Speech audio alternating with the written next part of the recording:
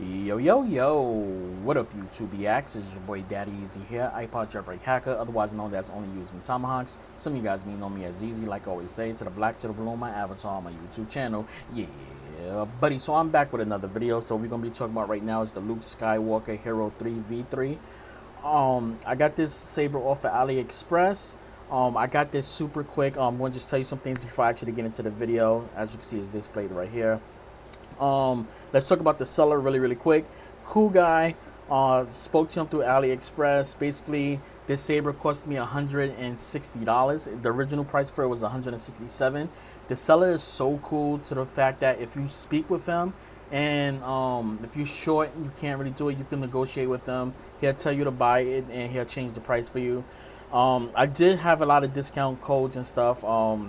He gave me a discount. I had the discount from his store, plus the points that I got from AliExpress for constantly logging in all the time and stuff that I was purchasing off of AliExpress. So yeah, like I said, the shipping was very quick. There was a little snag with the shipping. That was because due towards when I purchased this saber. It was due towards a Chinese holiday. I think it was Dragon something. The time that I would have got it between 3 to 4 days. That's the fastest I've ever got a package on AliExpress. Normally when I get packages from AliExpress, the wait time is normally 15 days. But sometimes you'll get your packages in 10. Mostly everything that I ordered off of AliExpress, I normally got it within 6 to 7 days, which has always been quick. Now the reason why I went with this saber is because it's multiple reasons. One, it comes with this emitter piece right here. And I just want to say, if you want to play with the saber, don't use the saber, the emitter that comes with it, as you can see, which is this right here. Don't use that emitter right there. Don't use that one. The reason why I'm saying that is because it has one set screw that holds in the saber. You're going to want to use this one, which is the beefier one. So it does have multiple set screws inside of it. So if you're going to plan on dueling with it, use this one. If you want to do some simple like tapping your saber and stuff like that, use this emitter right here. If you want to just turn on the saber just like to have it for display and stuff like that, use this emitter right here. It also comes with a blade plug right here.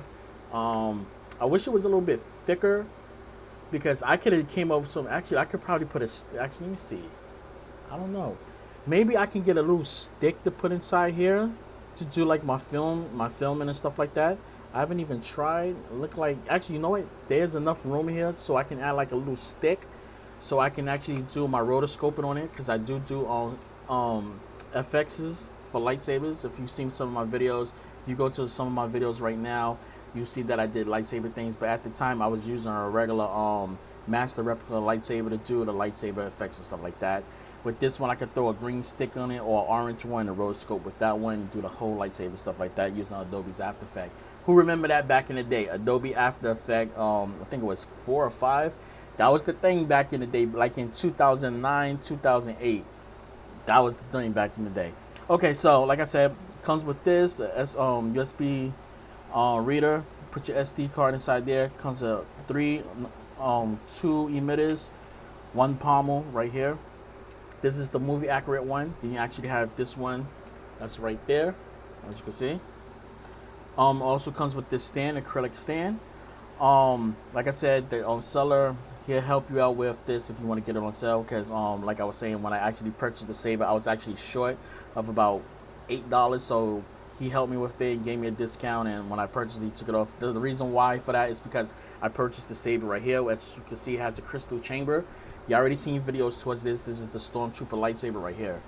So why did I go with this one? This is basically the hero version that you see like in the movie. This is like more screen accurate. It does have flashing LEDs on side the switch box right there. This is a 1-button saber. I wish it was a 2-button. I wish it was an aux here in this. But the way how they got the chassis inside here and the way how they have this. Also, I forgot, this have a screw right here to actually pull the chassis out, and I'm going to show you guys in a second. The thing that this saber kind of flabbergasts me, and I'm excited, and I've been playing with it. Even though this has a crystal chamber, I just love this, and to be honest, I'm going to go out and buy a profi board for this and get it with a crystal chamber. I'm willing to spend about $200 to try to get a crystal chamber with a chassis. for this particular saber. Now this is the Xeno 3 V3, which is Xeno Pixel V3. Y'all call it Xeno 3.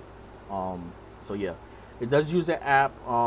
I do like it because this is mostly on par with Profi. Profi is the king of all lightsaber boards compared towards Crystal Focus. Basically, it goes Profi, Crystal Focus, then Xenon, then SV. What is it? SNV4 Pro. Then it's down and down and down and down. But Crystal Focus is right there next to Profi. Profi is the king of all soundboards for lightsabers. I do love this saber. I'll have another video basically talking about that soon, but there's a lot of things you can do with it.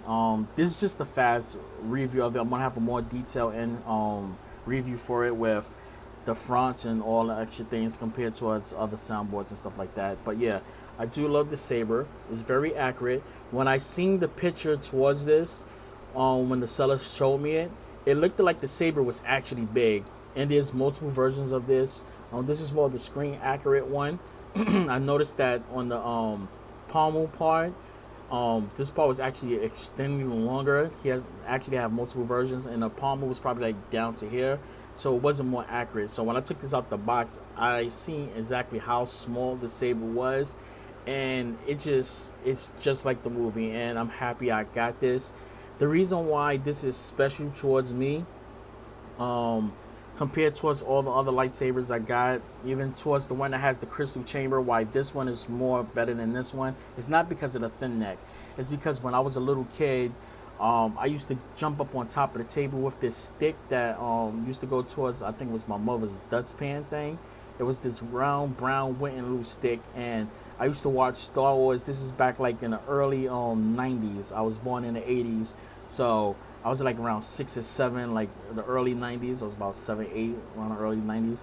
I used to jump on the table, coffee table, acting like I was Luke Skywalker with it. And I always wanted this lightsaber. Like, I wanted the Graflex. That was the first lightsaber I seen. But Return of the Jedi, this was the saber I always wanted right there. Then it was the Obi-Wan Kenobi. Then after seeing this in Return of the Jedi, I just wanted this saber so bad. So what I'm going to do right now is just, I'm going to play with it real quick. Turn it on real fast. Power on. So it's powered on. And what I do like about the saber is that I can remove this part, and you can see there's a circuit board in here. Now there's another switch in here. Sorry, I just dropped the thing on the floor. There's another switch on here that allows me to turn on and off the LEDs. So that's the one thing I do like about this saber, is that I'm not restricted towards only one thing. So yeah, let's put this card back on. It kind of fell on the floor. Got a little bit of dust on here.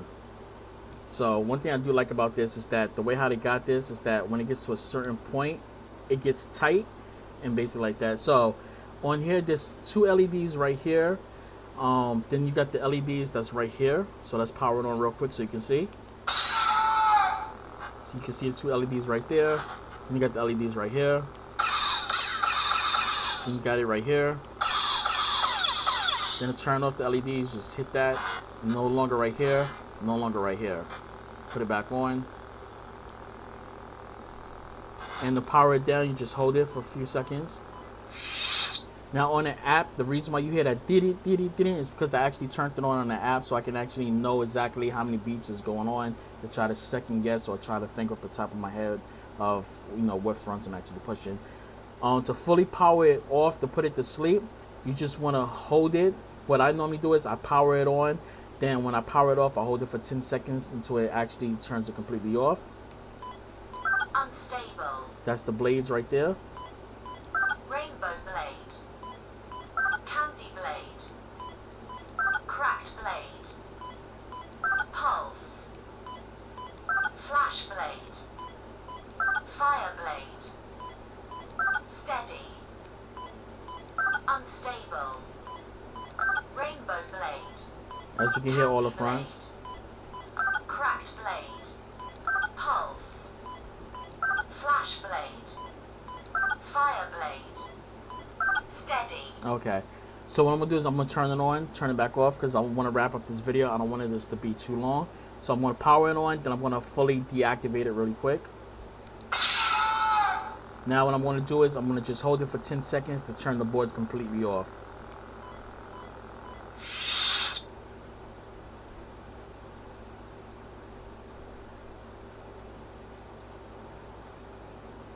Power off. Okay, there it is. It's completely powered off. So now what I'm going to do is I'm going to show you the internals, the chassis towards it really quick. So basically all you got to do is take off the pommel, which I am going to lube this up on the screws so I don't have that scratchy sounds. I really don't like it. I normally lube up a lot of my sabers and stuff. So here's the little set screw that it comes with. What I'm going to do is just put it inside here. I'm not going to fully put it in. I'm just going to put it enough just so I can take it and pull it out. There we go. So here's the chassis right here. You have your SD card here. You have your board right there. Your battery is right here. Your charging port, which is USB Type-C. Then you have your kill switch. I do love the fact that it does have a kill switch on here. And as you can see, this is just basically to pull the saber out, because the way how this hilt is, it doesn't actually unscrew. You do have parts that unscrew on here, which I'm going to show you right now. The emitter part unscrews. This part unscrews. Now the reason why this part unscrews is because this is where your wiring is. So I'm just going to try to show you really quick. As you can see right there, I'm unscrewing it. I'm unscrewing it right here. Then there's also a part right here you can unscrew from that part, but I'm not going to fully disassemble everything. As you can see, I'm not going to fully disassemble everything on here. I mean, you could fully take the thing apart and look at the internals and stuff like that to see how things is, but you know, I don't like messing with everything like that. The connection inside is a connector that's actually right here. I believe it's probably like right here in this part that connects towards here. So it's basically right about here. Got the wires that go into here, which that has the extra the part that connects. So you can replace these parts if things get broken. You can actually go on AliExpress and buy the extra parts. But what I'm gonna do is I'm gonna turn this off, the kill switch. I'm gonna turn it back on, and we're gonna just power on. One thing I do like about this, because this connects, you actually have a switch that's actually on the chassis right here that you can power on. But when this actually goes inside the hilt, you could put it in this way, this way, this way. It doesn't connect like the way how it is, because this is making a connection towards this, and this is wired towards the buttons right here. When you press the buttons here, it actually turn the saber off and on here. So I do love the way how they got this chassis and stuff right here, and the connectors right here. So let's actually power it on really quick and turn it on. As you can see, the LEDs on the side.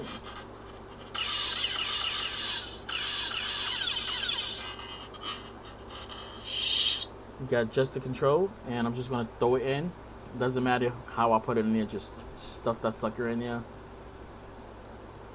Take it out. Put the pommel back on. Like I said, it comes with 2 different pommels. And just make sure that's in there. Gotta just put some pressure on this real quick, just so you can screw that pommel in right there. And power it on. Volume low. Volume. Volume high. And let's just power it on. There you go.